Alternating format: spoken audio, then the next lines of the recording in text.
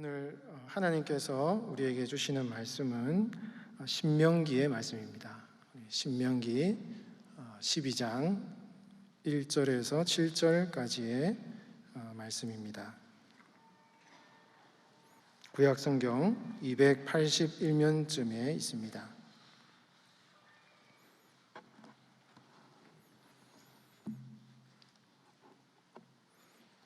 저와 여러분이 한 절씩 교독하도록 하겠습니다. 내 조상의 하나님 여호와께서 내게 주셔서 차지하게 하신 땅에서 너희가 평생에 지켜 행할 규례와 법도는 이러하니라.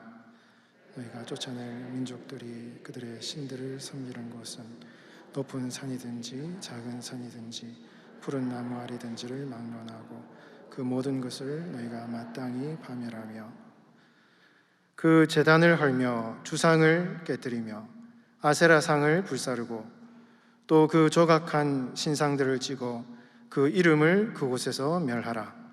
너희의 하나님 여호와께는 너희가 그처럼 행하지 말고 오직 너희의 하나님 여호와께서 자기 이름을 두시려고 너희 모든 지파 중에서 택하신 곳인 그 계실 곳으로 찾아 나아가서 너희의 번제와 너희의 제물과 너희의 11조와 너희 손의 거제와 너희의 소금제와 낚은 예물과 너희 소와 양의 처음 난 것들을 너희는 그리로 가져다가 드리고 함께 봉독합니다. 거기 곧 너희의 하나님 여호와 앞에서 묻고 너희의 하나님 여호와께서 너희의 손으로 수고한 일에 복 주심으로 말미암아 너희와 너희 가족이 즐거워할지니라. 아멘. 우리 한국의 초대교회 역사를 살펴보면 1907년 평양에 대부흥운동이 일어난 적이 있습니다.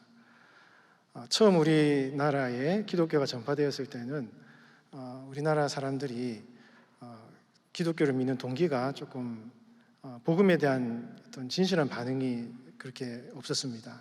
선교사들이 의료 지원을 하고 또 여러 가지 복지 혜택을 주는 것 때문에 어떤 그런 동기를 가지고 복음을 믿는 그런 사람들이 많았는데요. 1907년 대부흥운동이 일어나면서 우리 백성들의 어떤 신앙의 이 스타일이 완전히 바뀌었습니다. 그때부터 순수한 어떤 복음에 대한 열정이 이제 회복되고 정말 성령의 충만한 역사가 이제 우리나라에 이제 불기가 시작했습니다. 그래서 그때부터 이 평양이 동방 예루살렘이다. 주일이 되면 거리가 조용한 거예요. 전부 다 주일 성수를 하느라고 가게 문을 열어도 장사가 안 되고 이럴 정도였기 때문에 그 평양이 정말 동방 예루살렘이었다 할 정도로 우리나라가 정말 성령의 충만한 역사가 일어났습니다.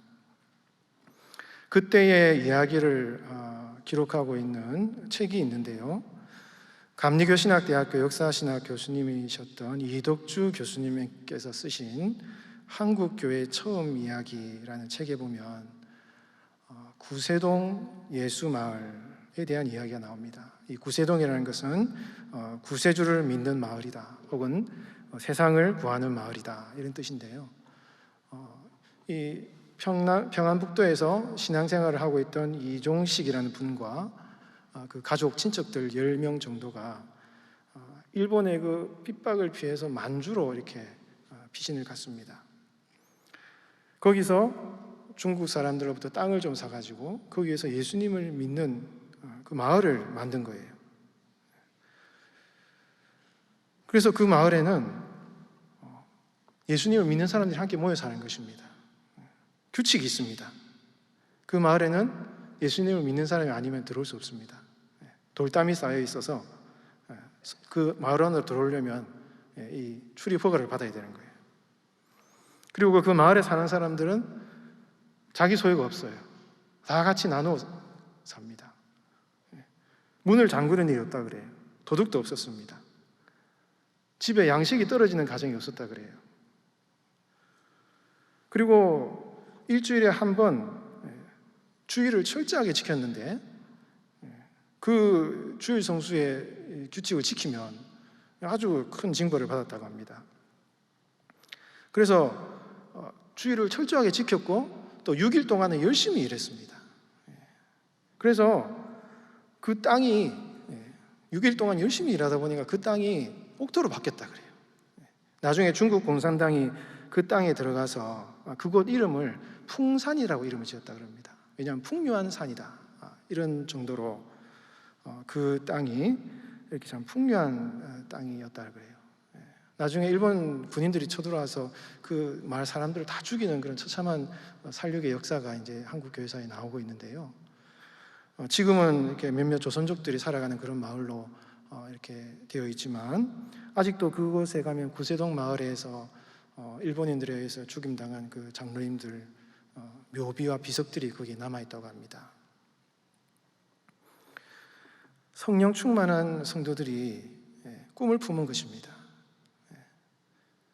1907년 우리 하나님께서 우리 대한민국 백성을 사랑하셔서 성령의 역사를 일으키셨는데, 그 성령의 충만한 은혜를 받은 성도들이 이 땅에서 하나님의 꿈을 품은 거예요.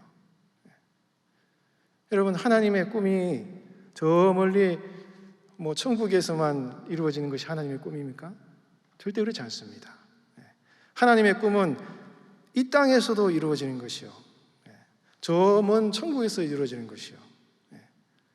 어떻게 보면 하나님의 진짜 관심은 하나님이 만드신 이 피조물에 있습니다. 하나님께서 대부흥 운동을 통해서 성령의 충만한 은혜를 주셨을 때, 그 성령 충만 받은 그 초대교회 우리 한국의 성도들이 이 땅 가운데 하나님의 나라를 이루는, 평등하고 서로 아름답게 사랑하고 서로 나누는 그 참 이 땅에서의 하나님 나라를 꿈꾸었음을 우리가 볼 수 있는 것이죠. 여러분, 성령 충만하면 하나님의 꿈을 꿉니다. 성령 충만하면 하나님이 무엇을 원하시는지 우리가 관심을 가지게 돼요. 왜냐하면 성령은 하나님의 영이시기 때문에, 하나님의 영으로 충만하면 하나님이 무엇을 원하시고 무엇을 기뻐하시는지, 지금 내가 살아가는 삶의 현장 가운데 하나님이 무엇을 정말 원하시는지에 대한 관심이 가지는 것이죠. 그래서 성령 충만하면 하나님의 마음이 깨달아지는 것입니다. 여러분, 초대교회 사도들이 그랬잖아요. 베드로가 어땠습니까? 예수님을 3번이나 부인한 베드로가 갑자기 사도행전 2장에 가면은 담대하게 하나님의 말씀을 전하는 설교자로 바뀌지 않습니까? 정말 놀라운 변화입니다. 이 변화가 왜 일어났습니까?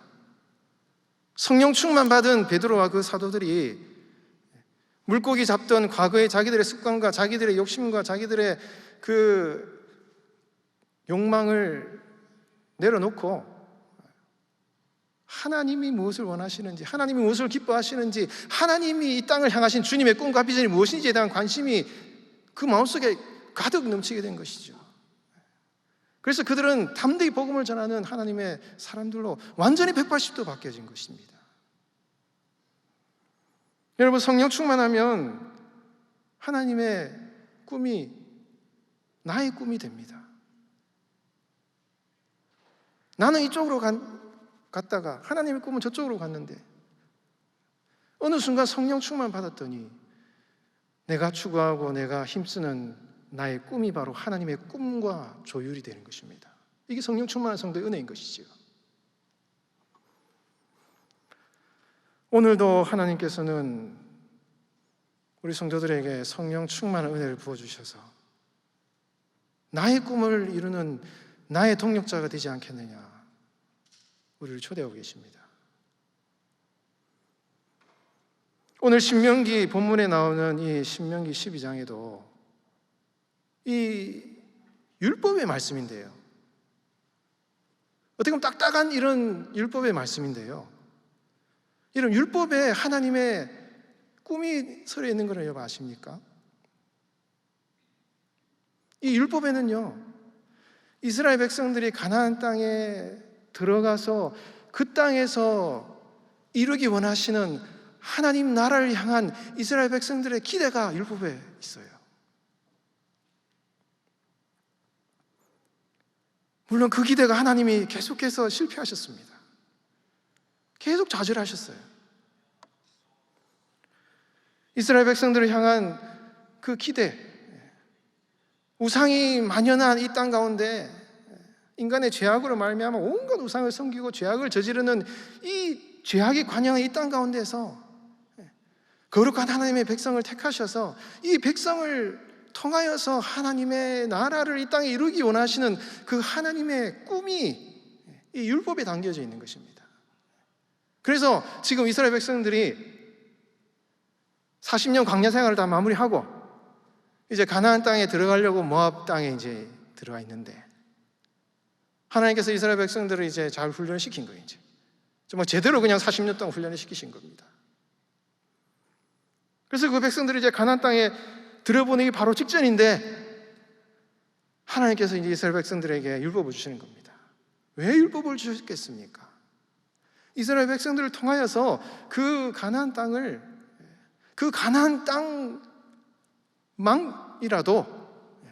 땅만이라도 하나님이 꿈꾸고 하나님이 원하시는 그 하나님의 나라를 이루는 일을 이 이스라엘 백성들을 통해서 이루기를 원하시는 것이 바로 이 하나님의 율법에 서려져 있는 것이에요. 하나님의 기대가, 이스라엘 백성들에게 율법을 주시면서 하나님의 기대가 이 신명기 말씀에 포함이 되어 있는 것입니다.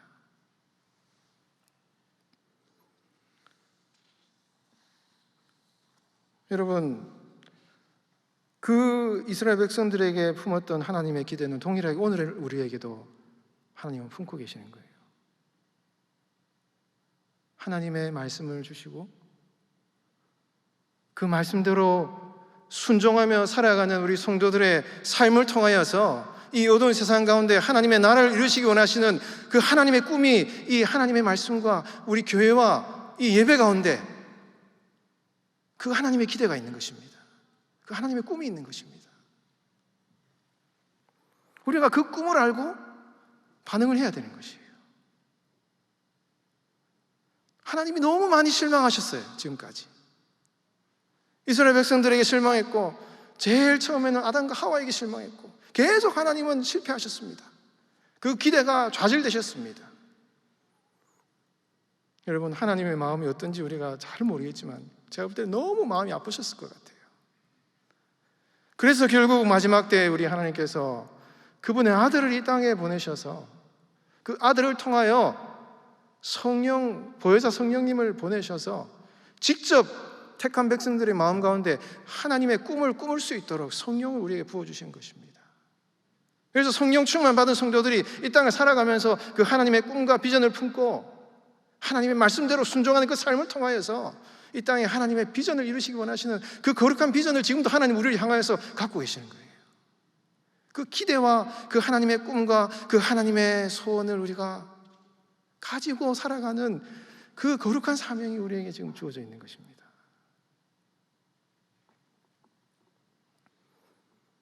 그러한 관점에서 우리가 이 신명기 말씀을 묵상할 때 그 이스라엘 백성들에게 거셨던 그 하나님의 기대와 똑같이 오늘 우리에게도 이 신명기 말씀을 통하여서 어떤 기대와 소망과 꿈을 가지고 하나님께서 우리에게 말씀하시는가, 그 말씀을 여러분 듣자라는 것입니다.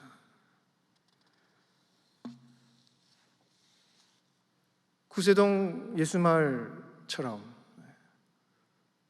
오늘도 하나님께서는 멀리 저 천국에 있는 눈에 보이지 않는 천국을 하나님은 준비해 놓고 계십니다. 그러나 여전히 보이지 않는 그 천국이 아니라 지금 우리 눈에 보이는 이 피조물 가운데 하나님의 나라가 임하는 걸 우리 하나님 보기를 원하십니다. 그 구체적인 눈에 보이는 만질 수 있는 그 하나님의 나라에 대한 기대가 이 신명기 말씀에 나와 있는 것이요, 동일한 기대를 우리 하나님은 우리에게 가지고 있는 것이죠. 그것이 어떻게 표현되어 있는가라는 것이죠.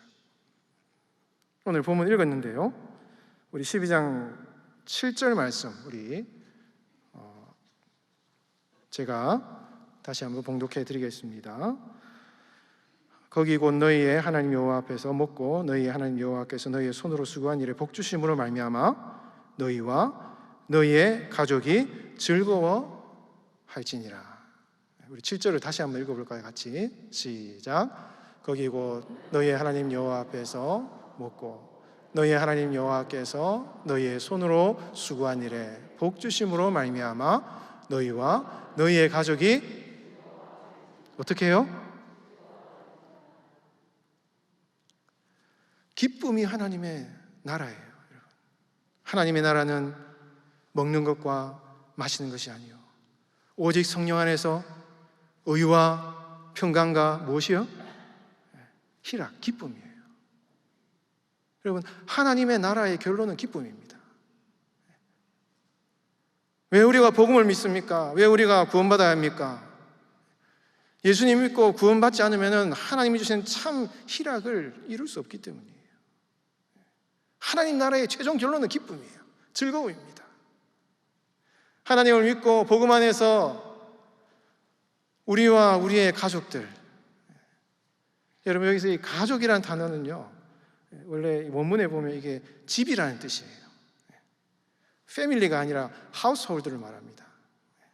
그 집의 혈연 가운데 있는 가족이나 자녀들, 아내를 포함하여서 그 집안에 있는 모든 종이나 나그네나 혹은 뭐 이런 가족 식구들 다 포함하는 것입니다.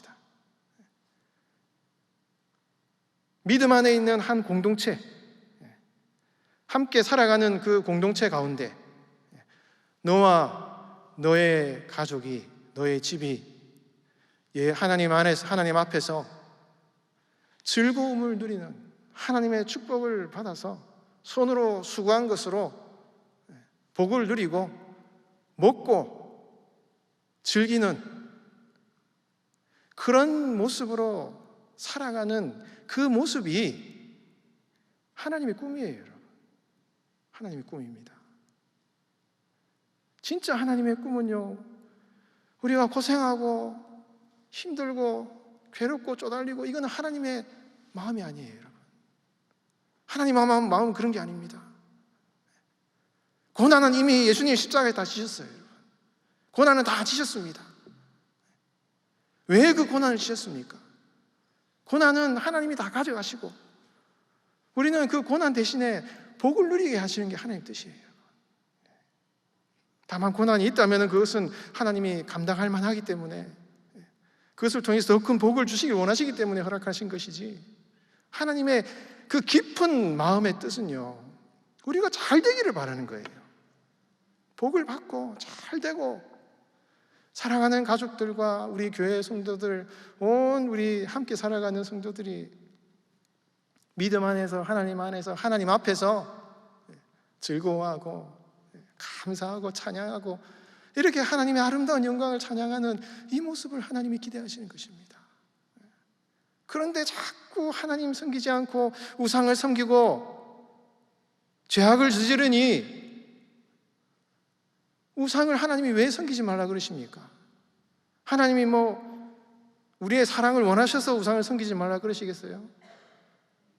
우상을 섬기는 게 인간에게 얼마나 큰 고통을 주는지를 하나님이 아시기 때문에 그런 것입니다. 죄악을 저지르는 것이 인간의 희락을, 기쁨을 파괴시키는 얼마나 치명적인 요인인가를 우리 하나님은 정확하게 우리를 아시기 때문에 왜 자꾸 너희들이 우상을 섬기고 죄악을 저지르느냐? 너희 스스로 고통을 초래하는 일이다. 그것을 우리 하나님이 말씀하시는 것입니다. 여러분, 하나님의 꿈은요, 나와 우리 가족, 우리 공동체, 우리 대한민국, 나아가면 전 세계 우리 하나님의 택한 백성들, 하나님이 만드신 이 땅에 많은 잃어버린 세상 사람들이 다 예수님을 믿고 구원받아서 우상을 다 버리고 고통의 근원인 그 죄악과 우상을 버리고 하나님 앞으로 나와서 함께 즐거워하고 감사하고 주님을 찬양하는 이 거룩한 하나님의 꿈이 하나님의 소망이 기대인 것입니다. 그 일을 이루시기 위해서 하나님께서 우리에게 복음의 사명을 주시고 전도의 사명을 주시고 영혼권의 사명을 주시고 우리가 땅끝까지 주의 복음을 전하라는 그 복음이야말로 그 하나님의 나라를 이루는 유일한 방법이기 때문에 우리에게 복음 전도의 사명을 주신 것입니다. 그 하나님의 기대, 하나님의 나라를 향한 하나님의 꿈이 이 지금 신명기 말씀에 나와 있는 거예요. 그 율법을 우리가 신명기를 읽으면서 그 하나님의 그 사랑과 우리를 배려하시는 하나님의 마음을 우리가 알고 이 신명기를 읽을 때 하나님께서 이토록 우리를 사랑하셔서 우리에게 복 주시길 원하셔서 이 율법을 주셨구나 하는 것을 우리가 깨닫게 되는 것입니다. 여러분 1절 말씀 화면을 한번 같이 한번 읽어볼까요? 1절 말씀 시작. 내 조상의 하나님 여호와께서 내게 주셔서 차지하게 하신 땅에서 너희가 평생에 지켜 행할 규례와 법도는 이러하니라. 가나안 땅에 들어가면 너희 마음대로 이전에 한 것처럼 하지 말고 딱 하나님이 원하시는 법도와 규례가 있다는 것이에요. 마음대로 하는 게 좋은 것 같아 보여도 마음대로 하면 사람들은 싸우고 죽이고 처절한 결과가 나타납니다. 하나님은 인간의 죄악을 잘 아셔요. 마음대로 행할 때 어떤 결과가 나타나는지 하나님은 잘 아시는 거예요.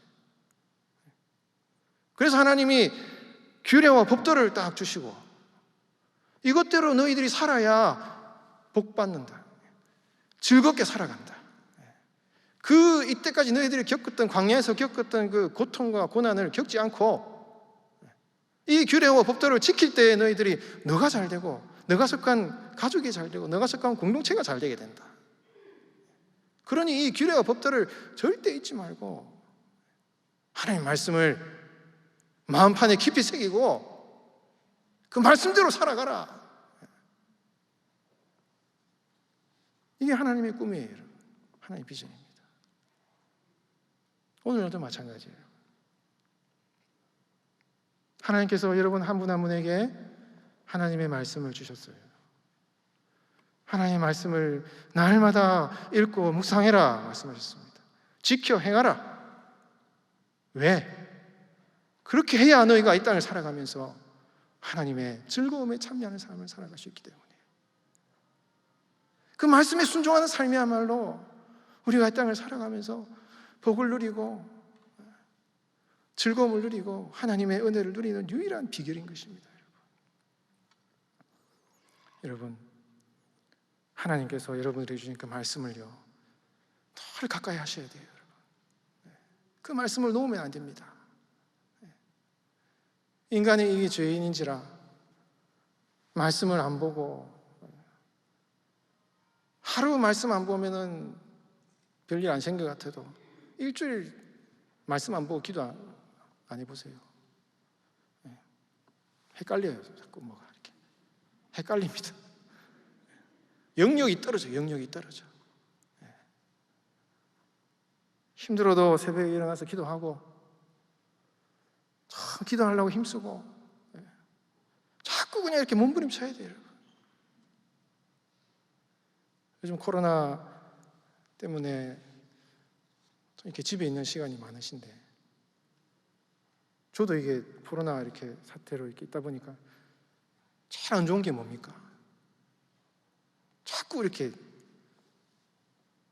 빠지는 거 이렇게 나사가 빠지는 거예요. 긴장이 풀어지는 것입니다. 긴장이 풀어지면 이게 끝장인 거예요, 여러분. 긴장 풀어지면 안 됩니다. 자꾸 모이고요, 여러분. 자꾸 같이 모이고 혼자 있으면 조금 이렇게 나태해져요, 여러분. 왜 자꾸 현장 예배 모입니까? 뭐 온라인 내가 방송해가지고 다 봐도 되죠. 다 똑같은데. 근데 다르다니까요, 여러분.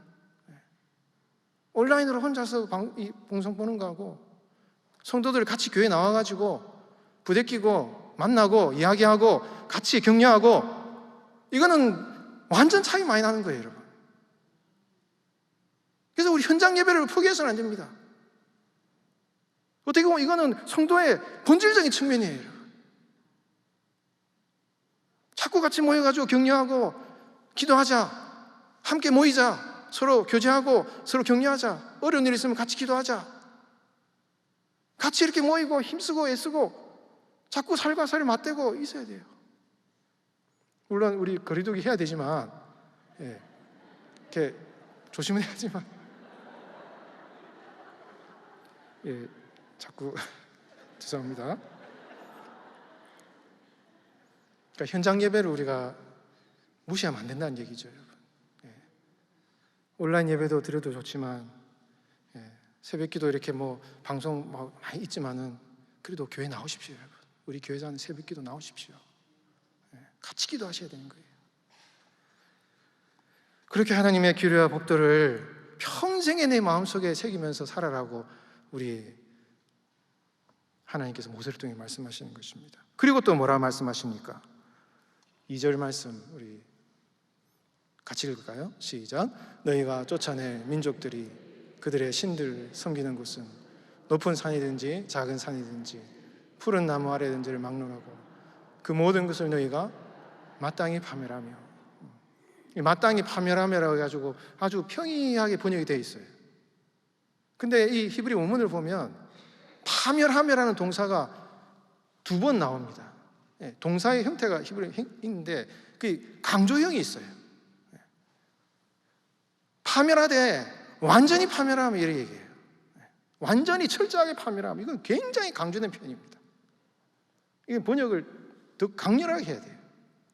마땅히 완전히 철저하게 파멸하면 이런 얘기예요. 여러분, 새 집에 입주해가지고 아파트 들어가면 어떻게 합니까?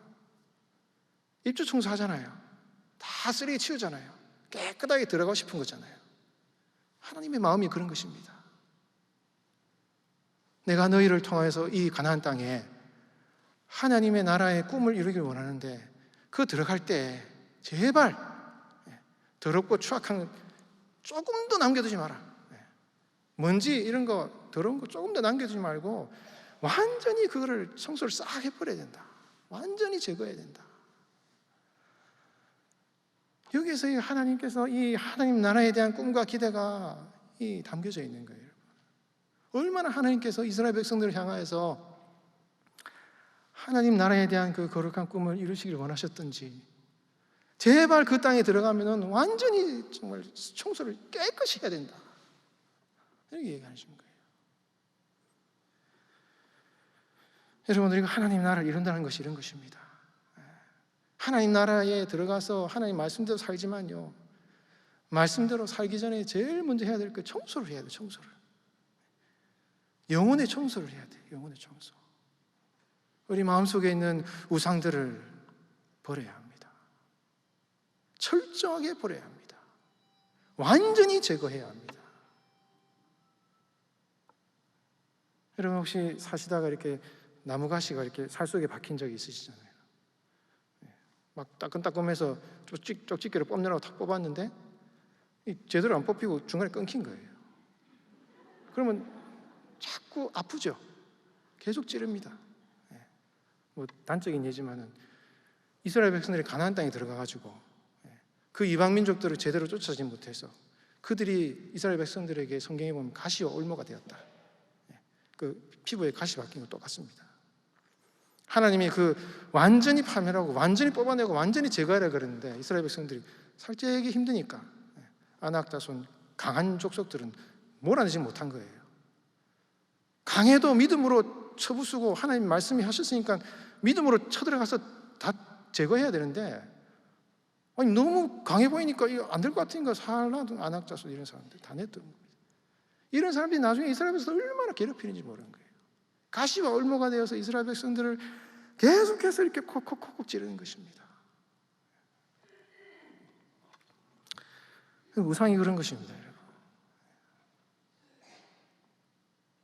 우리가 예수를 믿었고 구원받아도 그 우상이 우리의 삶에, 우리의 영혼에 박혀 있으면 그런 것이에요. 그 우상을 다 뽑아내야 됩니다. 쪽집게를 안 찍어주면 칼로 잘라서라도 째내야 돼요. 우리가 안 하면 하나님이 그렇게 하셔요.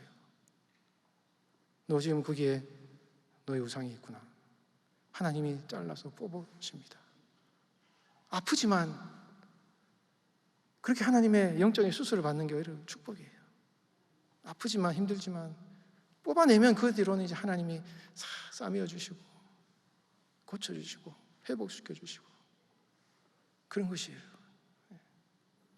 근데 그 가시가 영혼에 계속 박혀 있는데 그거를 그냥 덮어놓고 계속 그 영혼을 찌르는데도 우리가 그냥 그대로 살아가면은 우리가 늘 하나님 앞에 예배하고 주님을 사랑하는 삶을 살아간다고 하지만은 계속 그 우상이 우리의 영혼을 계속 찌르기 때문에 우리의 삶을 계속 힘들게 만드는 거예요. 여러분, 마음속에 잘 살펴보십시오. 성령께서 좌우의 날선 금과 같은 하나님의 말씀으로 여러분들의 영혼을 찔러서 그것을 드러내실 때 내 안에 있는 하나님이 싫어하시는 우상이 무엇인지, 아직도 철저하게 뽑아내지 못한 하나님의 우상이 내 영혼에 무엇이 있는지를 잘 살펴보고 그거를 뽑아내야 되는 것입니다. 딴 사람 생각할 필요 없습니다. 내 삶에, 내 영혼에 그렇게 내 삶에 존재하는 그 우상들을 다 뽑아낼 때 우리는 하나님을 진정으로 사랑하는 성도가 될 때, 하나님을 정말 사랑하는 성도가 될 때, 하나님이 아니면 안 됩니다라는 그 하나님의 사랑을 향한 뜨거운 사랑의 고백을 가지고 살아가는 성도의 삶이야말로 하나님의 복음의 편지가 되는 거예요. 그런 성도들은 그가 살아가는 직장, 그가 살아가는 가정, 그가 몸담고 있는 어떤 공동체, 말로 이렇게 전도 안 해도 다 그 사람들이 알아요. 여러분, 저분은 예수 믿는 사람이구나 압니다. 그러면 다 교회 오게 돼 있어요. 우리가 구두로도 복음을 전하고, 제가 전도를 하지만은 복음 전문도 우리가 전해야 됩니다. 입으로 전도하는 복음을 전해야 됩니다. 그러나 그것만으로는 부족해요. 입으로 전하지만 그 복음이 그 마음에 들어갈 수 있도록, 마음의 문을 활짝 열 수 있도록 우리의 인격과 우리의 삶과 우리의 존재가 바로 복음이 되어야 되는 것이에요. 어떻게 그렇게 됩니까? 우리 안에 있는 우상을 빼버리고 하나님을 진정으로 사랑하고 나의 자랑과 나의 명예와 나의 욕심, 그것을 내 영혼 깊은 곳에 숨겨져 있는, 감춰져 있는 그 하나님의 앞에서 또 뽑지 못한 그 우상들을 다 뽑아내어서 버릴 때, 그런 성도의 삶을 살아갈 때 우리는 그 선자리에서 하나님의 복음을 전하는 성도의 삶을 살아갈 수가 있는 것입니다. 이 신명기의 말씀 가운데 하나님께서 주시는 그 뜻을 잘 기억하시고 여러분들의 삶의 우상을 다 제거하고, 뒤에 말씀에 보면은 우리 하나님께서 자기의 택한 곳으로 가서 거기에서 하나님께 번제와 예물을 드리라. 아무렇게나 하고 싶은 대로 하는 것이 아니라 하나님이 정하신 그곳에 가서 너희의 예물을 드리라. 우리 마음대로 하지 말라는 것이죠. 하나님을 섬기는 것에 있어서도 우리 마음대로 하지 말고, 내 중심대로 하지 말고. 왜 우리가 예배 나옵니까? 여러분, 예배 나올 때는 예배는 하나님께 영광을 올린 게 예배잖아요. 우리가 위로받으려고, 마음에 어떤 위로받으려고 예배 나옵니까? 그렇지 않죠.